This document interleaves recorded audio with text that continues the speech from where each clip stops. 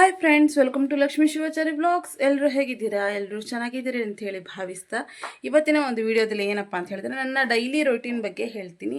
ಅಂದರೆ ನನ್ನ ಒಂದು ಬಾಣಂತನ ಹೇಗಾಗುತ್ತೆ, ಸೊ ಅದ್ರ ಬಗ್ಗೆ ಈ ಒಂದು ವಿಡಿಯೋದಲ್ಲಿ, ಅದೇ ರೀತಿಗೆ ನನ್ನ ಡೈಲಿ ರೊಟೀನ್ ಬಗ್ಗೆ ಈ ಒಂದು ವಿಡಿಯೋದಲ್ಲಿ ನಾನು ನಿಮಗೆ ತಿಳಿಸ್ಕೊಡ್ತೀನಿ. ಪ್ಲೀಸ್ ನನ್ನ ಚಾನಲ್ ಯಾರು ಹೊಸದಾಗಿ ನೋಡ್ತಾ ಇದ್ದೀರೋ ಅವರೆಲ್ಲರೂ ಸಬ್ಸ್ಕ್ರೈಬ್ ಮಾಡ್ಕೊಳ್ಳಿ. ತಲೆ ಸ್ನಾನ ಎಲ್ಲ ಆದಮೇಲೆ ನೀಟಾಗಿ ಕೂದಲೆಲ್ಲ ನೀಟಾಗಿ ಒರೆಸ್ಕೊಳ್ಬೇಕು. ಎಷ್ಟು ಸಾಧ್ಯನೋ ಒಂದು ಸ್ವಲ್ಪ ನೀರಿನ ಅಂಶ ಎಲ್ಲ ಹೋಗೋವರೆಗೂ ಅದನ್ನು ಒರೆಸ್ಕೊಳ್ಬೇಕು. ಯಾಕೆ ಅಂತ ಹೇಳಿದರೆ ನಾವು ಎಲ್ಲ ಬೆಂಕಿ ಕಾಯಿಸ್ಬೇಕಲ್ವ. ಸೊ ಈ ಒಂದು ಟೈಮಲ್ಲಿ ನಾವು ಎಷ್ಟು ಹುಷಾರಾಗಿದ್ದರೂ ಕಡಿಮೆನೇ, ಇಲ್ಲ ಅಂದರೆ ಜ್ವರ ಆಗುತ್ತೆ, ಶೀತ ಬರುತ್ತೆ, ನಮಗೆ ಬಂದರೆ ಪಾಪಕ್ಕೂ ಆಗುತ್ತೆ. ಸೊ ಆ ಒಂದು ಕಾರಣದಿಂದ ನಾವೇನು ಮಾಡಬೇಕು, ತಲೆ ಸ್ನಾನ ಮಾಡ್ಕೊಂಡ್ಮೇಲೆ ಬಾಣಂತಿ ಫುಲ್ ನೀಟಾಗಿ ನೀರಿನ ಅಂಶ ಹೋಗೋವರೆಗೂ ಒಂದು ಸ್ವಲ್ಪ ಹೇರೆಲ್ಲ ನೀಟಾಗಿ ವಾಶ್ ಮಾಡ್ಕೋಬೇಕು, ಏನದು ಒಣಗಿಸ್ಕೋಬೇಕಾಗತ್ತೆ. ಸೊ ಇದಾದ ನಂತರ ಮತ್ತೆ ನಾವು ಇದನ್ನು ತಲೆ ಕೂದಲಾಗಿರ್ಬೋದು ಎಲ್ಲ ಬೆಂಕಿಯಲ್ಲೇ ಕಾಸ್ಕೋಬೇಕು, ಲೋಬಾನ ಹಾಕ್ಕೊಂಡ್ಬಿಟ್ಟು. ಇದರಿಂದ ನಮಗೆ ಯಾವುದೇ ರೀತಿಯಾದಂತಹ ಜ್ವರ, ನೆಗಡಿ, ಶೀತ ಬರೋದಿಲ್ಲ. ಇನ್ಮೇಲೆ ನಾನು ಇವಾಗ ಏನು ಮಾಡ್ತೀನಿ ಅಂತ ಹೇಳಿದರೆ, ಎಲ್ಲ ಬೆಂಕಿಯನ್ನು ಹೇಗೆ ಕಾಸ್ಕೊಳ್ಳೋದು ಅನ್ನೋದನ್ನು ಇದರಲ್ಲಿ ನಿಮಗೆ ನಾನು ತೋರಿಸ್ತೀನಿ. ಈ ರೀತಿಯಾಗಿ ತಲೆ ಸ್ನಾನ ಎಲ್ಲ ಆದಮೇಲೆ ಒಂದು ಸ್ವಲ್ಪ ನೀಟಾಗಿ ಬೆಂಕಿಯಲ್ಲೆಲ್ಲ ಕಾಸ್ಕೊಳ್ಬೇಕಾಗತ್ತೆ ಕೂದಲನ್ನು. ಯಾಕೆ ಅಂತ ಹೇಳಿದರೆ ಅದು ಬಿಸಿಲಿಗೆ ಕಾಸ್ಕೊಳ್ಳೋಕ್ಕೆ ನಾವು ಹೊರಗಡೆ ಹೋದರೆ ಶೀತ ಆಗುತ್ತೆ.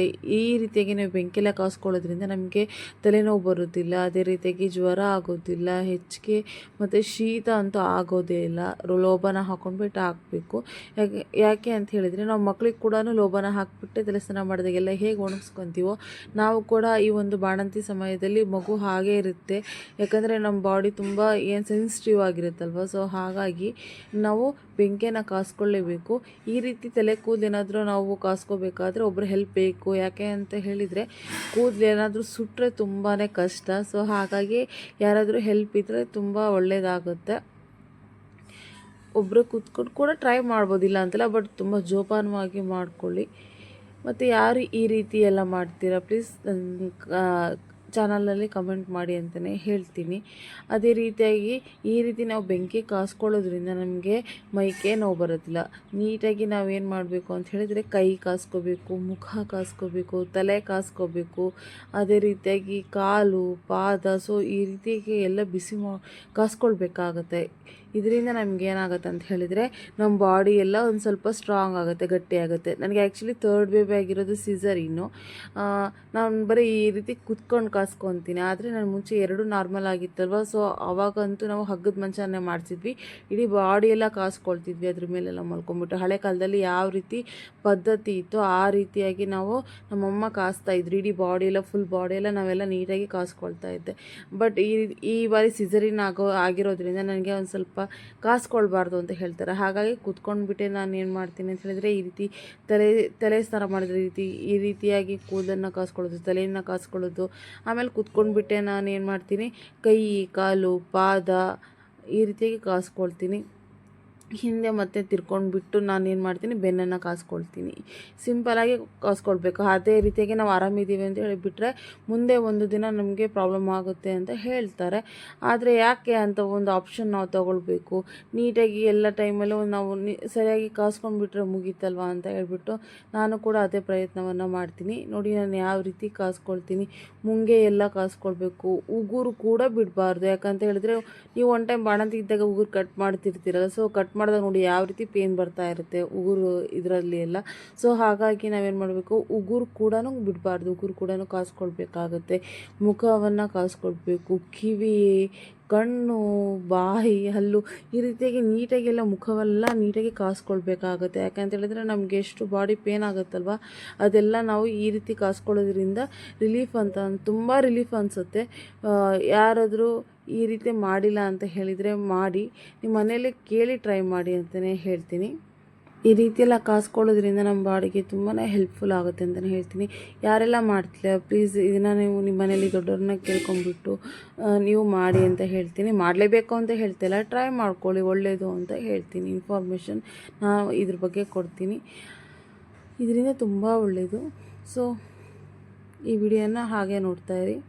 ಅದೇ ರೀತಿಯಾಗಿ ಯಾರೆಲ್ಲ ನನ್ನ ಚಾನಲ್ನ ಹೊಸದಾಗಿ ನೋಡ್ತಾ ಇದ್ದೀರೋ ಪ್ಲೀಸ್ ಅವರೆಲ್ಲರೂ ನನ್ನ ಚಾನಲ್ಗೆ ಸಪೋರ್ಟ್ ಮಾಡಿ, ಅದೇ ರೀತಿಯಾಗಿ ಸಬ್ಸ್ಕ್ರೈಬ್ ಮಾಡಿ, ಲೈಕ್ ಆ್ಯಂಡ್ ಶೇರ್ ಮಾಡಿ ಅಂತ ಕೇಳ್ಕೊಳ್ತೀನಿ. ಇದೇ ರೀತಿಯಾಗಿ ಬೇರೆ ಬೇರೆ ರೀತಿಯಾದಂತಹ ಇನ್ಫಾರ್ಮೇಷನಲ್ ವೀಡಿಯೋಸ್ ನನ್ನ ಚಾನಲ್ನಲ್ಲಿ ಬರ್ತವೆ, ಸಪೋರ್ಟ್ ಮಾಡಿ ಅಂತ ಕೇಳ್ಕೊ.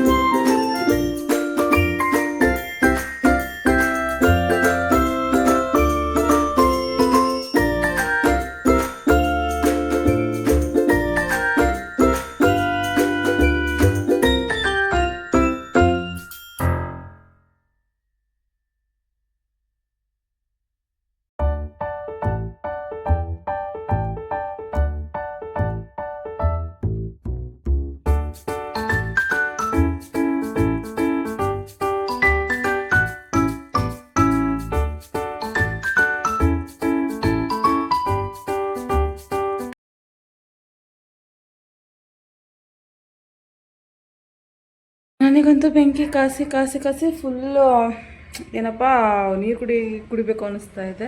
ಸೊ ಫಸ್ಟು ಬಿಸಿನೀರು ಕುಡಿಯುವ.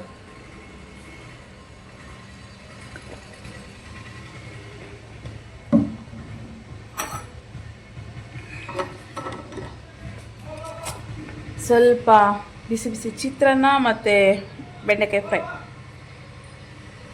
ಈ ಥರ ಉಂಡ್ರೆ ತುಂಬ ಒಳ್ಳೆಯದು ಈ ಟೈಮಲ್ಲಿ. ಸೊ ಟಿಫನ್ ಮಾಡುವ. ನಾವು ಈ ರೀತಿಯಾಗಿ ಬಿಸಿದೆಲ್ಲ ಊಟ ಮಾಡೋದ್ರಿಂದ ನಮಗೆ ಹೊಟ್ಟೆಯಲ್ಲಿ ಏನು ನೋವು ಇರುತ್ತಲ್ವ, ಸೊ ಅದೆಲ್ಲ ತುಂಬಾ ಕಡಿಮೆ ಆಗುತ್ತೆ. ಅದೇ ರೀತಿಯಾಗಿ ನಾವು ತರಕಾರಿಗಳನ್ನು ಊಟದಲ್ಲಿ ತುಂಬ ಚೆನ್ನಾಗಿ ಸೇರಿಸ್ಕೊಂಡು ಊಟ ಮಾಡಬೇಕು. ಯಾಕೆಂದರೆ ಈ ರೀತಿಯಾಗಿ ನಾವು ತರಕಾರಿ ಎಲ್ಲ ಸೇರಿಸ್ಕೊಂಡು ಊಟ ಮಾಡೋದ್ರಿಂದ ನಮಗೆ ಯಾವುದೇ ರೀತಿಯಾದಂತಹ ಕಾನ್ಸ್ಟಿಬ್ಯೂಷನ್ ಪ್ರಾಬ್ಲಮ್ಸ್ ಬರೋದಿಲ್ಲ. ಅದೇ ರೀತಿಯಾಗಿ ನಾವು ನೀರು ಚೆನ್ನಾಗಿ ಕುಡಿಬೇಕು. ಒಬ್ಬೊಬ್ಬರೇ ಹೇಳ್ತಾರೆ ಗಂಡು ಮಕ್ಕಳಾದರೆ ನೀರು ಕುಡಿಬಾರ್ದು, ಹೆಣ್ಮಕ್ಳಾದರೆ ಏನೂ ಆಗೋಲ್ಲ, ಪ್ರಾಬ್ಲಮ್ ಆಗೋದಿಲ್ಲ ಅಂತ ಹೇಳ್ತಾರೆ. ಬಟ್ ನೀರು ನಮಗೆ ಬಾಡಿಗೆ ಎಷ್ಟು ಬೇಕೋ ಅಷ್ಟು ಬೇಕಾಗಿರುತ್ತೆ. ಸೊ ಆ ರೀತಿಯಾಗಿ ಇರಬೇಕು. ಅದಾದ ನಂತರ ಒಂದು ಸ್ವಲ್ಪ ಕಿವಿಯಲ್ಲೆಲ್ಲ ಹಳ್ಳಿ ಇಟ್ಕೋಬೇಕು. ಇದರಿಂದ ನಮಗೆ ಗಾಳಿ ಎಲ್ಲ ಒಳಗಡೆ ಹೋಗೋದ್ರಿಂದ ಕಿವಿ ತುಂಬ ನೋವಾಗುತ್ತೆ. ನನಗೂ ಕೂಡ ಲೆಫ್ಟ್ ಸೈಡು ಒಂದು ಒಪ್ಪತ್ತಿನ ಅಷ್ಟೇ ನಾನು ಮರೆತುಬಿಟ್ಟಿದ್ದೆ ಅನಿಸುತ್ತೆ. ಸೊ ಆವಾಗ ಕಿವಿಯಲ್ಲೇ ಸಿಕ್ಕಾಪಟ್ಟೆ ಪೇನ್ ಬಂದಿತ್ತು. ಅದಕ್ಕೆ ನಾವು ಫಸ್ಟ್ ಏನು ಮಾಡಬೇಕು ಅಂತ ಹೇಳಿದ್ರೆ, ಎಲ್ಲ ಆದಮೇಲೆ ನೀಟಾಗಿ ಕಿವಿಗೆ ಕಾಟನ್ ತೊಗೊಂಡು ಇಟ್ಕೋಬೇಕು. ಇದರಿಂದ ನಮಗೆ ತುಂಬಾ ಹೆಲ್ಪ್ಫುಲ್ ಅಂತಲೇ ಹೇಳ್ತೀನಿ. ಇವಳಿಗೆ ಗೊಂಬೆಗೆ ಆಲ್ರೆಡಿ ಸ್ನಾನ ಮಾಡಿಸಿ 1 ಅವರ್ ಆಯಿತು, ಆದರೂ ಕೂಡ ನಿದ್ದೆ ಮಾಡ್ತಾಯಿಲ್ಲ, ಅಳ್ತಾ ಇದ್ದಾಳೆ. ಇವಳಿಗೆ ಹಿಂಗೆ ತೊಡೆ ಮೇಲೆ ಹಾಕ್ಕೊಂಡು ಮಲಗಿಸ್ಬೇಕಂತ ಹಿಂಗೆ ಮಾಡ್ಕೊಳ್ತಾ. ಇವಳ್ದೊಂದು ದೊಡ್ಡ ಕತೆ ನನಗೆ ತುಂಬಾ. ನೋಡಿ ಈಗ ಹೆಂಗೆ ಚಿರದಲ್ಲ ನೋಡಿ, ಚಿಕ್ಕ ಚಿಕ್ಕ ಚಿಕ್ಕ ಚಿಕ್ಕ ಚಿಕ್ಕ ಹಿಂಗೆ ಮಲಗಿಸ್ಬೇಕಂತ ಹೇಳಿ ಗೊಂಬೆ. ನೋಡ್ರಿ ಹೆಂಗೆ ನೋಡ್ತಾರೆ, ಬರ್ರೇ ನಾಟಕ. ಹಿಂಗೆ ಕಾಲ ಮೇಲೆ ಮಲಗಿಸ್ಕೋಬೇಕಂತೆ. ಮೊನ್ನೆ ಇಂಜೆಕ್ಷನ್ ಮಾಡಿಸ್ಕೊಂಬಂದ್ವಲ್ಲ, ವ್ಯಾಕ್ಸಿನೇಷನ್ ಹಾಕ್ಸ್ಕೊಂಬಂದ್ವಲ್ಲ, ಅವಾಗಿಂದ ಒಂದು ಸ್ವಲ್ಪ ಅಭ್ಯಾಸ ಆಗ್ಬಿಟ್ಟಿದ್ದಾಳೆ. ವ್ಯಾಕ್ಸಿನೇಷನ್ ಹಾಕ್ಸ್ಕೊಂಬಂದ್ಮೇಲೆ ಫುಲ್ ಅಭ್ಯಾಸ, ಕಾಲ ಮೇಲೆ ಹಿಂಗೆ ಮಲಗೋದು. ನನಗಂತೂ ಸಾಕಾಗ್ಬಿಡುತ್ತೆ. ಒಂದೊಂದ್ಸರಿ ರಾತ್ರಿ ಅಂತೂ ಹಿಂಗೆ ಹೇಳ್ತಾ ಇರ್ತಾಳೆ. ಏನೂ ಮಾಡ್ಲಿಕ್ಕಾಗಲ್ವಲ್ಲ, ನೋಡ್ಕೋಬೇಕು. ನೋಡಿ ಇಷ್ಟವರೆಗೂ ತೊಡೆ ಮೇಲೆ ಹಾಕ್ಕೊಂಡಿದ್ದೆ, ಇವಾಗ ಮಲ್ಕೊಂಡಿದ್ದಾಳೆ ನೋಡಿ. ಇನ್ನು ಒದ್ದಾಡ್ತಿದ್ದಾಳೆ.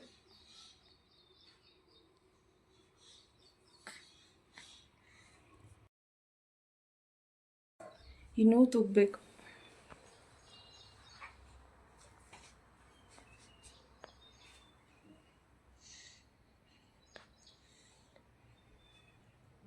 ಸುಮ್ಮನೆ ಅಂತೂ ಅಲ್ಲ, ತುಂಬಾ ಕಷ್ಟ.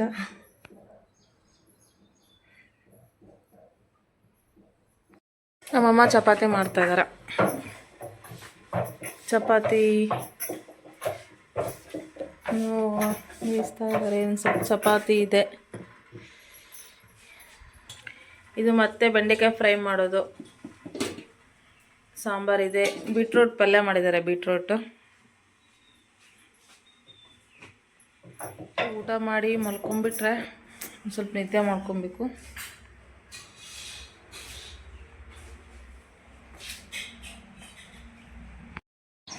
ಇದು ನಮ್ಮ ಮನೆದು ಕರಿಬೇವಿನ ಗಿಡ ಸಸಿ. ಇದು ಹರಪಮಳೆಯಿಂದನೇ ನಮ್ಮ ಮನೆಯಿಂದನೇ ತಂದಿದ್ದು. ಸೊ ಚಿಕ್ಕದು ಅಲ್ಲಿತ್ತು ಮನೇಲಿ, ಇಲ್ಲೆಲ್ಲ ಹಾಕುವ ಅಂತೇಳಿ ನಾನೇ ತೊಗೊಂಡು ಬಂದೆ. ತುಂಬ ಚೆನ್ನಾಗಿದೆ. ಪಾಲ್ಕೊ ಸೊಪ್ಪೆಲ್ಲ ಖಾಲಿ ಆಗಿಬಿಟ್ಟಿದೆ ನಮ್ಮದು, ಬೀಜ ಹಾಕ್ಬೇಕು ಮತ್ತೆ ಇನ್ನು ಸ್ವಲ್ಪ ಇಲ್ಲೆಲ್ಲ ಪಪ್ಪಾಯಿ ಗಿಡ ಇದೆ. ಒನ್ ಟೈಮ್ ನಿಮಗೆ ಒಂದು ವಿಡಿಯೋ ಮಾಡಿ ತೋರಿಸ್ತೀನಿ ನಾವೇನೇನು ಹಾಕಿದ್ದೀವಿ, ಯಾವ ಸಸಿಗಳನ್ನು ಹಾಕಿದ್ದೀವಿ ಅಂತ ಹೇಳಿಬಿಟ್ಟು. ಓಕೆ, ಶೋ ಅಯ್ಯೇ. ನಾವು ಮಧ್ಯಾಹ್ನಕ್ಕೆ ಚಪಾತಿ ಮತ್ತು ಬೀಟ್ರೂಟ್ ಪಲ್ಯ ಮಾಡ್ಕೊಂಡಿದ್ವಿ. ಅದೇ ರೀತಿಗೆ ಬೆಂಡೆಕಾಯಿ ಫ್ರೈ ಕೂಡ ಮಾಡ್ಕೊಂಡಿದ್ದೆ. ಇದೆಲ್ಲ ಊಟ ಮಾಡ್ಕೊಬೇಕು. ಈ ರೀತಿಯಾಗಿ ನಾವು ಎಲ್ಲ ಚೆನ್ನಾಗಿ ಊಟ ಮಾಡ್ಕೋಬೇಕು. ಇದಾದ ನಂತರ ನಮ್ಮಮ್ಮ ಕೊಬ್ಬರಿ ಖಾರ ಮಾಡ್ತಾಯಿದ್ರು ನನಗಾಗಿ. ಈ ಒಂದು ಕೊಬ್ಬರಿ ಖಾರ ಯಾಕೆ ಅಂತ ಹೇಳಿದರೆ, ಹೇಳ್ತಾರಲ್ಲ ಸೊಂಟ ತುಂಬ ಗಟ್ಟಿ ಆಗುತ್ತೆ ಅಂತ ಹೇಳ್ಬಿಟ್ಟು, ಶಕ್ತಿ ಬರುತ್ತೆ ಬಾಣಂತಿಯರಿಗೆ ಅಂತ ಹೇಳ್ಬಿಟ್ಟು. ಸೊ ಹಾಗಾಗಿ ನಮ್ಮಮ್ಮ ಕೊಬ್ಬರಿ ಖಾರದ ಉಂಡೆ ರೆಡಿ ಮಾಡ್ತಾಯಿದ್ರು. ಕೆಲವೊಬ್ರು ಪೌಡ್ರ್ ರೆಡಿ ಮಾಡ್ಕೊಂಡು ತಿಂತಾರೆ, ಕೆಲವೊಬ್ರು ಉಂಡೆ ರೆಡಿ ಮಾಡ್ಕೊಂಡು ತಿಂತಾರೆ. ಬಟ್ ನಮ್ಮ ಮನೇಲಿ ಯಾವಾಗಲೂ ಮಾಡ್ಕೊಳ್ಳೋದು ಉಂಡೆನೇ, ಕೊಬ್ಬರಿ ಖಾರದ ಉಂಡೆ. ಸೊ ಇದನ್ನು ಯಾವ ರೀತಿ ಮಾಡಿದ್ರು ಅಂತ ಹೇಳ್ಬಿಟ್ಟು ನಾನು ನೆಕ್ಸ್ಟ್ ವೀಡಿಯೋದಲ್ಲಿ ನಾನು ಶೇರ್ ಮಾಡ್ತೀನಿ. ಈ ಒಂದು ವಿಡಿಯೋ ನಿಮ್ಗೆ ಏನಾದರೂ ಇಷ್ಟ ಆದರೆ ಪ್ಲೀಸ್ ನನ್ನ ಚಾನಲ್ಗೆ ಸಪೋರ್ಟ್ ಮಾಡಿ ಅಂತ ಕೇಳ್ಕೊಳ್ತೀನಿ. ಅದೇ ರೀತಿಯಾಗಿ ಸಬ್ಸ್ಕ್ರೈಬ್ ಮಾಡಿ, ಲೈಕ್ ಆ್ಯಂಡ್ ಶೇರ್ ಮಾಡಿ ಅಂತ ಕೇಳ್ಕೊಳ್ತೀನಿ. ಅದೇ ರೀತಿಯಾಗಿ ಈ ಒಂದು ವಿಡಿಯೋದಲ್ಲಿ ನಾನು ಏನಾದರೂ ತಪ್ಪು ಹೇಳಿದರೆ ಪ್ಲೀಸ್ ಅದಕ್ಕೂ ಕೂಡ ಒಳ್ಳೆಯ ರೀತಿಯಾಗಿ ಕಮೆಂಟ್ ಮಾಡಿ, ಅದನ್ನು ನಾನು ಸರಿಪಡಿಸ್ಕೊಂಡು ಅದನ್ನು ಮತ್ತೆ ಯಾವ ರೀತಿ ಇದನ್ನು ತಗೋಬೇಕು ಅಂತ ಹೇಳಿ ನಾನು ಕೂಡ ಕಲಿತೀನಿ ಅಂತ ಹೇಳ್ತಾ ಈ ಒಂದು ವಿಡಿಯೋನ ನಾನು ಇಲ್ಲಿಗೆ ಎಂಡ್ ಮಾಡ್ತೀನಿ. ನಾವು ನಮ್ಮನೇಲಿ ಅಂಟಿನ ಉಂಡೆ ಕೂಡ ಅಂಟಿದ್ದಕ್ಕೆ ಈ ಒಂದು ಉಂಡೆನ ಯಾವ ರೀತಿ ಮಾಡ್ತಾರೆ ಅಂತ ನಾನು ನಿಮಗೆ ನೆಕ್ಸ್ಟ್ ವಿಡಿಯೋದಲ್ಲಿ ಶೇರ್ ಮಾಡ್ತೀನಿ ಅಂತ ಹೇಳ್ತಾ, ಇನ್ನೂ ಅನೇಕ ವಿಡಿಯೋಗಳು ಇದೇ ರೀತಿಯಾಗಿ ಇನ್ಫಾರ್ಮೇಷನ್ ವಿಡಿಯೋಗಳು ನನ್ನ ಚಾನಲಲ್ಲೇ ಬರ್ತವೆ. ಇಲ್ಲಿಗೆ ಬಾಯ್ ಫ್ರೆಂಡ್ಸ್.